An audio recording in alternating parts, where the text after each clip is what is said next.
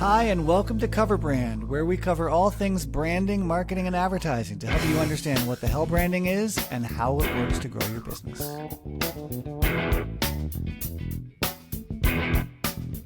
Welcome, and welcome back to Cover Brand. I am Ethan Decker, your host, and today we have Dror Yaron on the show. How are you, Dror? I'm doing well, thank you. Dror Yaron, I got that? Yes? Got it, you nailed it, dude. Okay. You nailed it. Yaron, it's got the little bit of the... Yaron, yeah. The glottal, Yaron. Yeah. Got Great. it.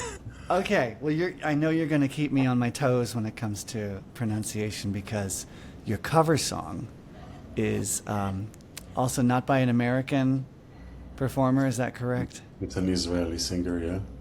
Okay, lay it on me. Well, it's Barry Sakharov, a singer I love and I loved for many years since I was much younger, and he's singing an Elvis Presley song, a love song. Okay. I Can't Help Falling in Love with You, and I think that what I love about this one is actually the accent, yeah. Yeah. Because he sings it in English? Yeah, he sings it in English, but... I can't help falling in love with you, wise men say. Yeah, but he's not trying to sound English, I mean, which is right. which is lovely. And it's Barry Sakharov. Sakharov. Barry Sakharov, and he's an Israeli. He was big in Israel, yes? He is big, yeah. He's one. He is. In my mind, he's one of the giants. Okay. He had a moment in Europe also, but yeah. And okay. Actually, I what are we? I think 3 weeks ago, I karaoke that song to my wife on her birthday. So. Oh, nice. Yeah, because that's an old song. Yeah, no. I mean, that song is it's kind of, well, when I met her, I sent her that song, and I think what I like about it is that it has that Israeliness while being in English. I think that living in another country than the country you were born in is always interesting. I love it here, but also I remember when I arrived in New York, I was like, oh, should I take accent classes? And very quickly I was like, no, I'm going to keep my Israeli accent. And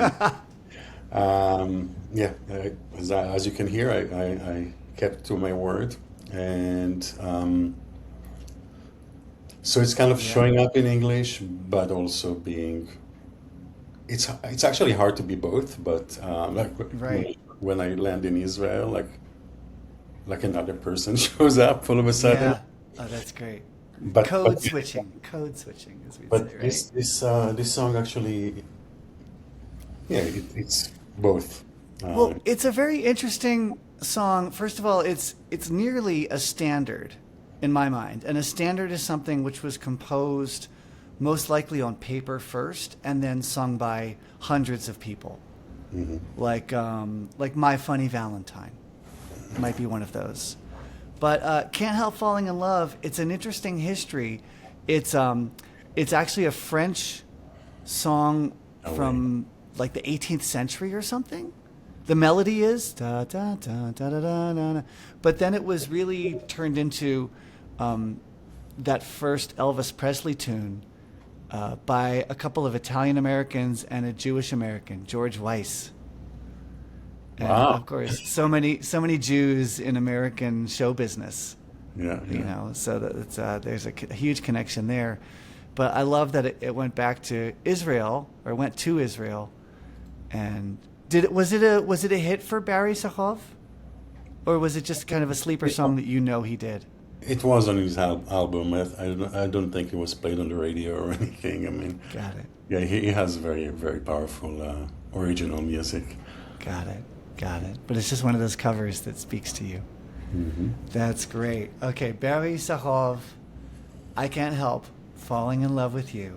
Mm-hmm. We will put that on the Spotify Cover Brand cover playlist so everyone can listen, and I've queued it up so I can listen to it right after the show. Amazing. Great. We're going to take a quick break, and we'll be back with Dror Yaron in a minute. This episode of Cover Brand is brought to you by Awareness Water, the beverage you only notice once you've already bought it 6 times. Crisp, forgettable, everywhere. Look, it's in your hand right now. Here at Applied Brand Science, we keep our brains stocked with it all the time. Awareness Water. Stay hydrated, stay top of mind. Welcome back. We have Dror Yaron on the show today. We're going to get into some brand stuff now that we've covered some band stuff. Yeah. Dror, for those who don't know what your business is, describe a little bit of your business so that we can then get into the question you have today. Yeah, I'm a life coach for people that are working to humanize business and people that are challenging other systems. So so coaching is clearly the core of your work.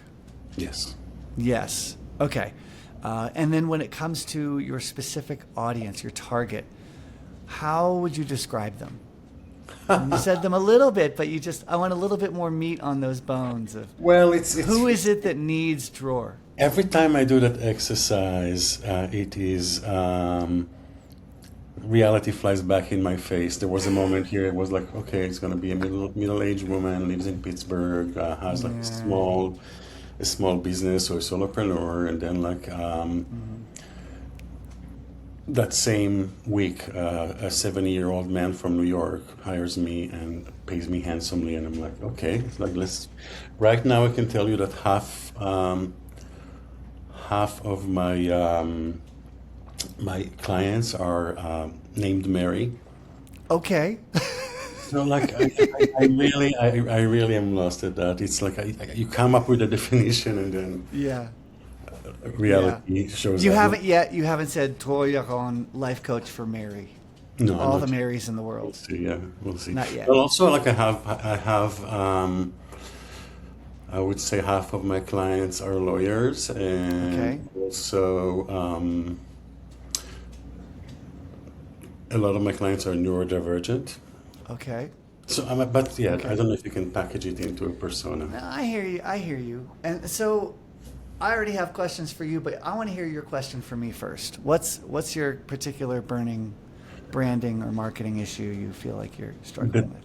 The name of my business. So, my business started with a co-founder. It was a spin-off out of CMU.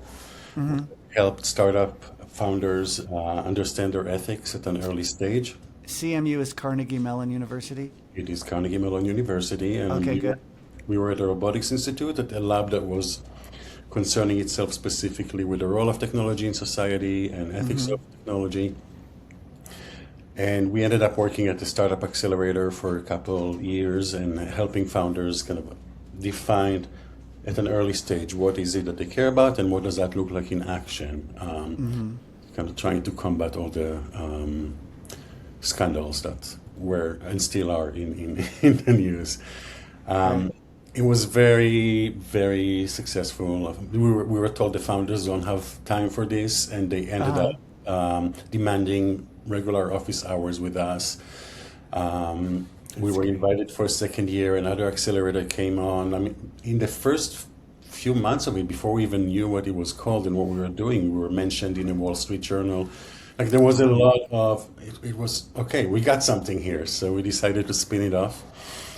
Sadly, we did not do our homework, and we realized that startup accelerators do not pay for programming. Startups cannot afford us. Right. After a year, my co-founder went to work for Deloitte, and I'm stubborn, so I stayed. But after a couple of months, I had to realize that she's not there anymore. And I was looking at what did I bring into that? The name of the project, the name of the business was Ethics MVP. Their minimum viable product, but around ethics. That's where I guess the issue starts. Got it. It was very fitting for startups working on the minimum viable product as well as on minimum viable ethics. Right.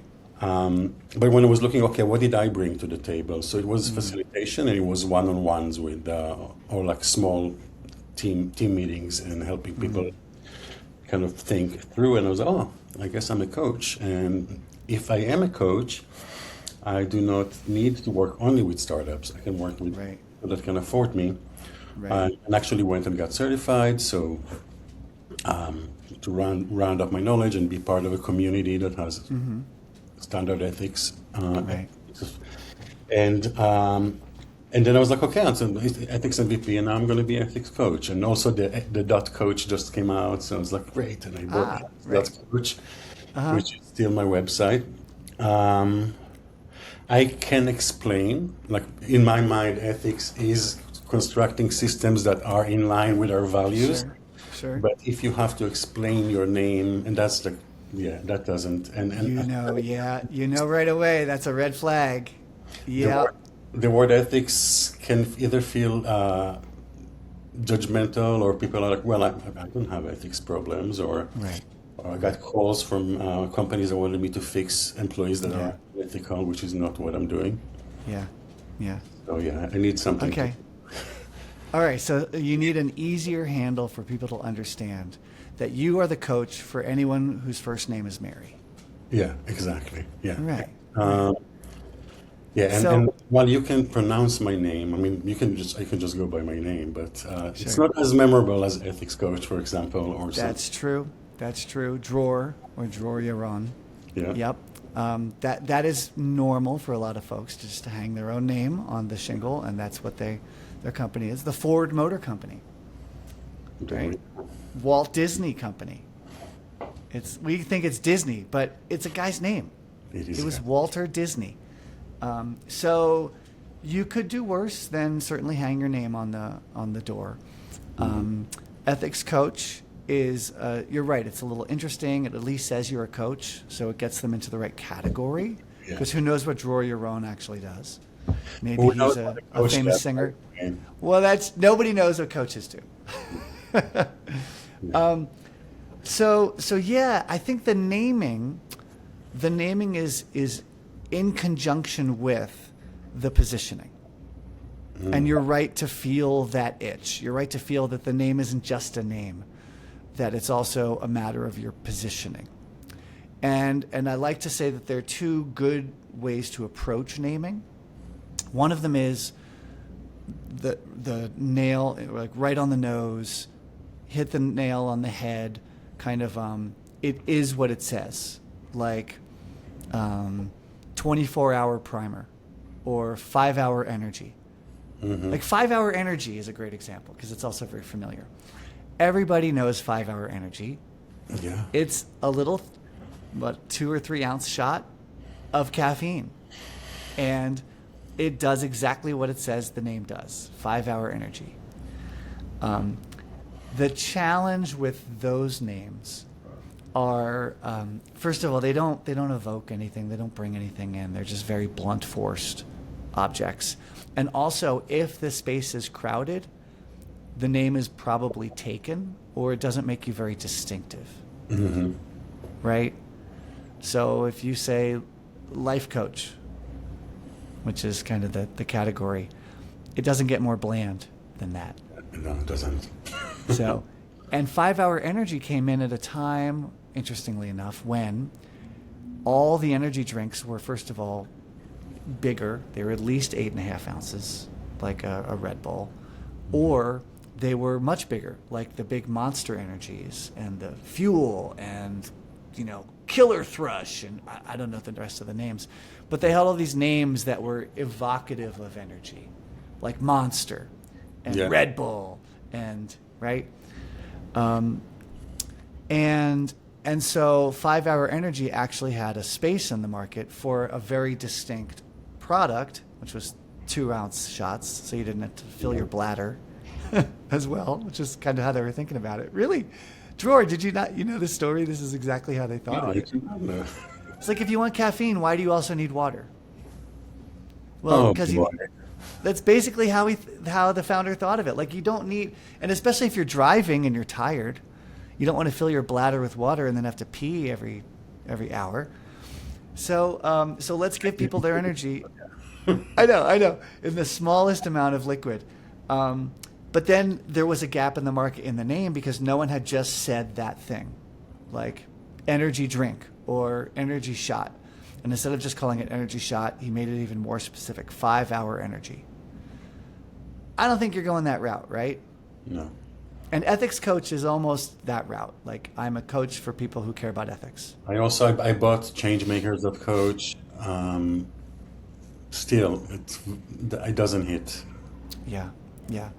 So then the other way of naming, which is also extremely successful, is to come up with a name that is just unique, that is just distinct, and actually has nothing to do with the category. Interesting. Because then no one else will in the category will have it. Here's so my company, Applied Brand Science, is the 5-hour energy of my category. Yeah. It does what it says. I apply brand science to your company. But McDonald's is a burger chain. Mm-hmm. What does McDonald's have to do with burgers or fries? The name doesn't, the company, of course. Bingo. The name doesn't. It's not, but it's not Burger King, No. right? It's not Burger Emporium. It's not World's Best Whopper, right? It's not, what is Shake Shack, which is about shakes. Mm-hmm. So In-N-Out Burger has the name burger in the name. It's now, I think, just In-N-Out. McDonald's, though, because, I mean, maybe old McDonald had a farm, but I don't even think it has that. No, I don't I want to think it's just, no, it's just a generic McDonald. It's a person's almost Irish or Scottish name, and it has nothing to do with the category. And so therefore, it's free to be whatever it wants. And when you think of McDonald's, you only think of the McDonald's chain. You don't think of Burger King or Wendy's or Shake Shack. Another great example, Dror, is, well, how about this? I'll flip it to you. What's a famous coffee company? Starbucks. And what does Starbucks mean? I don't know. It's a name of a goddess thing, or I don't know what it is. Actually. Nobody knows. Okay. Except 100 people who work there in marketing. And they know the brand story. And there is one, but nobody cares either, right? Yeah.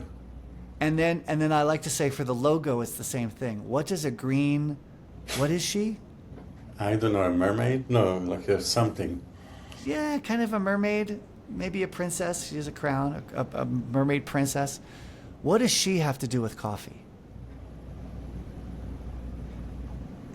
That's interesting, but she evokes coffee now when you look at her. Yeah. Correct. So this is a really neat strategy. A company, and I've talked about Starbucks quite a bit in this vein, but a really neat company that has gone through this journey is Procter & Gamble. They began naming their things evocatively but very plainly. So their detergent is called Tide, because like a tide of the ocean, it comes in and comes and goes, right? And it flows like the water in your machine. Sure, yeah. Or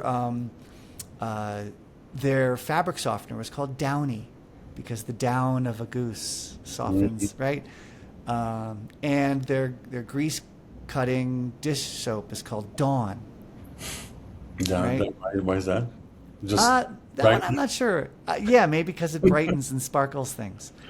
But so many of their products were just simple names. Mm-hmm. And after the dawn of the internet, they realized they needed more specific names. Because if you search for Tide, you get 50 million hits, and none of them have to do with detergent. There are Tide charts, Crimson Tide, the football team, etc. So now their new product names are very unique names, like Febreze. Yeah. Or Swiffer, or Unstoppables. And that was a brand I actually helped launch when I worked with Procter a few years ago. I still work with Procter, but in a different context. But Unstoppables, Febreze, and Swiffer are very distinctive words. Yeah. And they still actually kind of evoke something, but you don't even need that. Like Starbucks. Yeah, because I was about to say, like, coffee and burger is a clear thing to bring to mind, and coaching for change makers that are humanizing business. Yeah. Yeah. Well, we'll get to the targeting in one more second, but just in terms of the name, you have a freedom to name it something interesting. And actually, the less it connects to the category, I think the better. Right? So I would love for you to just have fun. Pour a glass of grappa or whatever it is you like to, or go for a run. However you do your thinking, your brainstorming, and come up with some interesting, evocative names that have nothing to do with coaching. Yeah. I mean, what's the world's most famous computer brand? Apple. Yeah, it's a fruit. What does that have to do with computing? Everything. Nothing. A piece of fruit? No, nothing. Not the fruit, but Apple has a lot to do. Yeah. Well, Apple created that. Yeah. Before Apple existed, you would probably have Gateway, which was, of course, about a gateway into the networked world, or IBM, International Business Machines, or Circuit City was a place where you bought computers because it's called Circuit City. So it was all relevant. I want you to come up with a name that has nothing, like Starbucks, has nothing to do with coaching. And then, like them, you'll say Apple Computer, Starbucks Coffee. Okay. It'll be blah, blah, blah coaching. Yeah. Bicycle comes to mind. Bicycle. Yeah. Or tricycle. Or who knows? Bike. Yeah. I don't know. Yeah. Yeah. So you can have a freedom with the name, and then you can link it to a category with that second word that explains which category you live in. With a dot coach. .coach, because you're already .coach. So like tricycle.coach or bicycle.coach or monocycle, unicycle, they don't flow off the, no. Yeah. But chain ring, it sounds like, are you a cyclist? I have I have bicycles. I like to ride them. You do ride. But that's linked to well, I help people align how they do business with their values. But when I was doing business, I was like, why am I hating every moment? And it was, because I'm not doing that. Right. I had to go out and hire a coach to help me with that. And she was able to feed me woo-woo that nobody else would ever be able to. But from her, it was great. And That's great. I was manifesting. And when you do that, you just whatever comes, whatever message you receive, you do it. And it was ride your bike. And I was manifesting a chunk of cash, and I started riding my bike. Eventually, I got a nice contract when I went to Amsterdam, where I was riding my bike. But anyway, that's great. That's great. So, and you know what? I'm sure that the Starbucks people have a story. Yeah.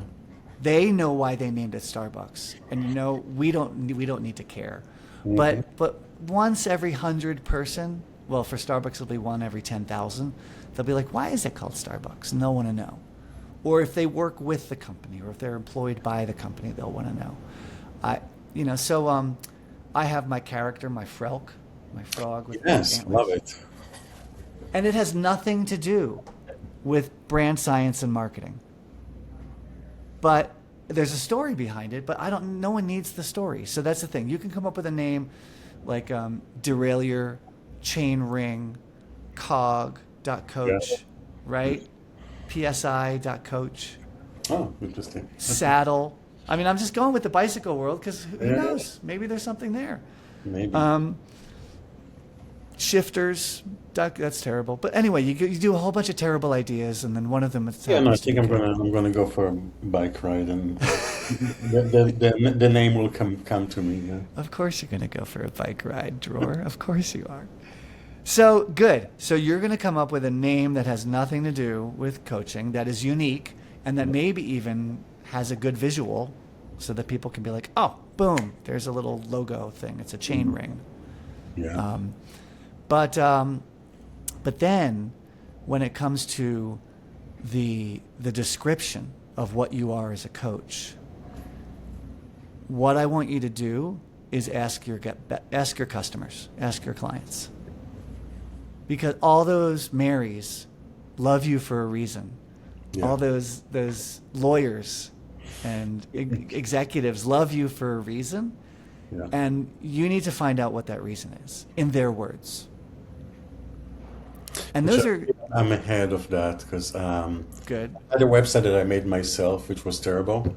And Amen. once a friend did me the favor of going through my website and narrating her experience. It was horrifying. She couldn't understand what I was doing. There wasn't a contact me button. I'm like ashamed to say. Yep. If I made your website, we'll have a contact me, but it was my website. So I ended up hiring both a designer and a copywriter.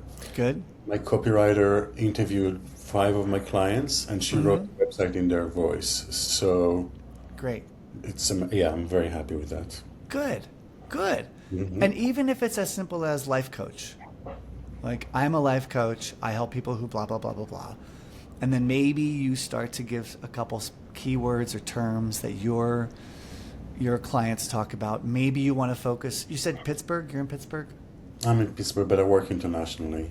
You work internationally. Okay. So then the Pittsburgh piece is irrelevant. But you can find a couple of those things that maybe anchor people. And sometimes that's helpful. I've talked about this a few times on the show.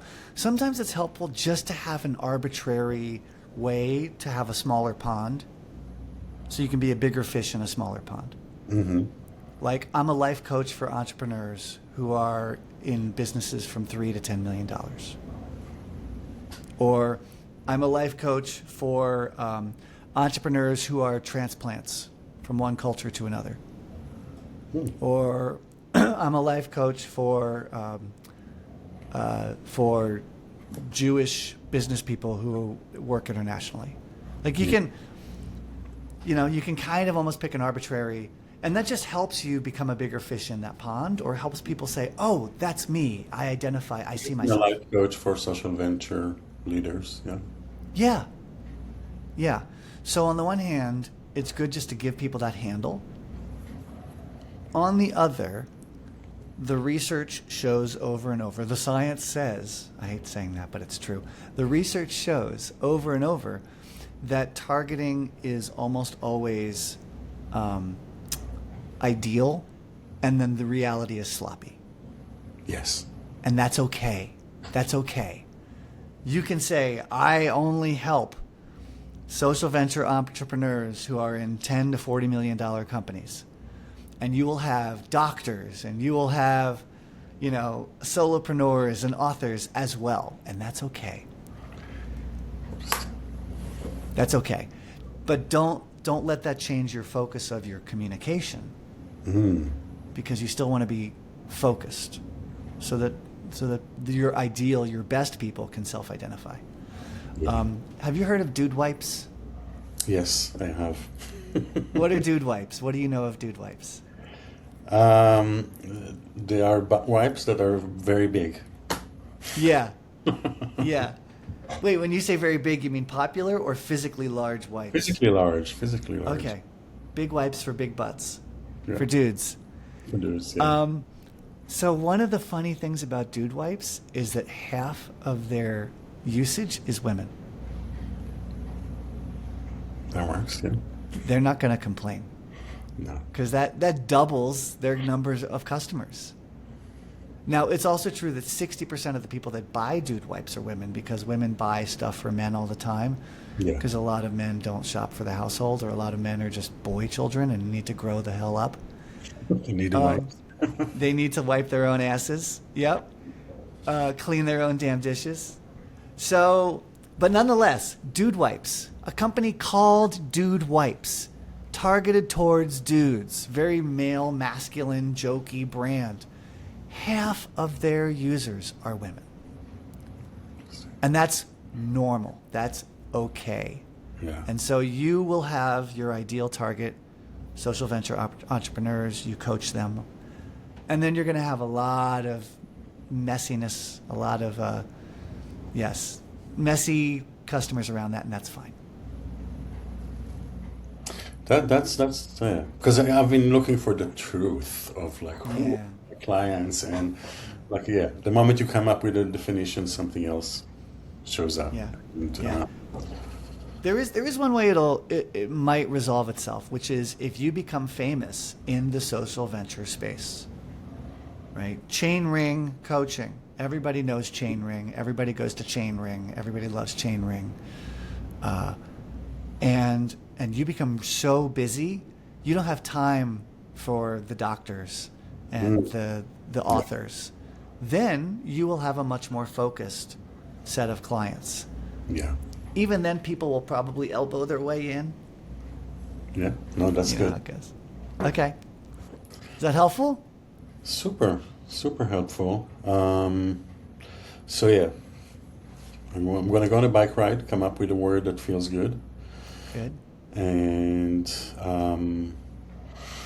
interestingly enough, maybe even make the language on my website even more narrow of like who I am serving.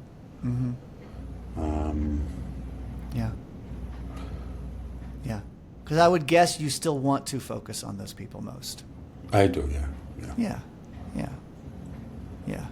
And it's funny because it can be so arbitrary. Like, we only work with aerospace manufacturers.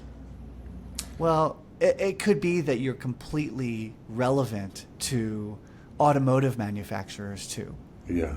but you've just chosen to be seen as the aerospace expert. Actually, when I was at Carnegie Mellon University, we developed this robot kit that you would build robots, but out of craft materials. Oh, And by now it's called Hummingbird. It's on the market. It's used widely. But when we started, we're like, this is just for middle school girls. okay. And I remember the director of the lab saying, no, like sometimes, I mean, it was inspired that way, but also like, let's keep saying that because that gets the attention. And then Yeah. people that maybe are not middle school girls were like, well, but I want one. Or Right. so I remember now that you talk about it, I remember him mentioning that as part of the That's great. I only do that. Right. Turn That's down all the gets rest. everybody's attention because they're excluded. Yeah. Yeah, that too. That too. But isn't it funny, Dror, as you said earlier, like if you want to build someone else's website, you'll do it well, but if you build your own, it's going to be crap. It's The same with coaching. I mean, I hire coaches. I do not coach myself. I would not recommend. Don't Yeah. try this at home.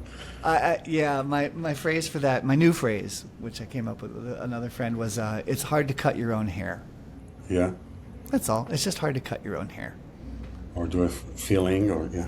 Yeah, exactly. Do your own dentistry. That's a good one. You can't be your own dentist. No, you can't. Yeah, I love it. You can't see. Yeah, you can't see inside your mouth, and yeah. Yeah. It's hard to Okay. see yourself from the outside. Okay, well, you're going to have a fun bike ride coming up. I will. Thank you so much. And I'm guessing that when you look at URLs and websites, the domain opportunities will be much broader. Because you're not looking for the same words everyone else is looking for. Tell me more.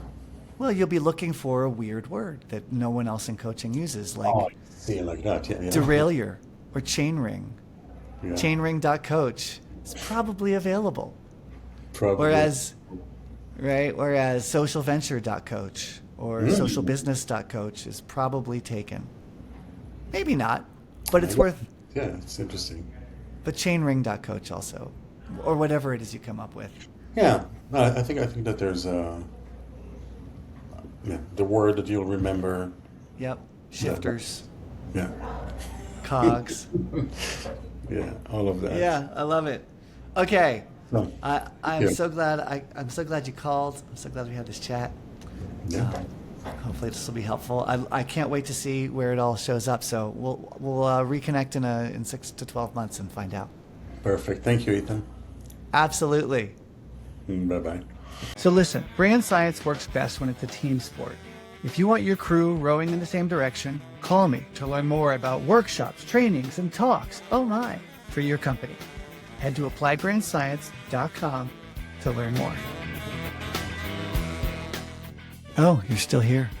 So am I. Look at that. The show's ended, but yet here we are. Look, if you've come this far, You're the best. And to thank you for being the best, we'd love to send you some Frelk and Science AF stickers.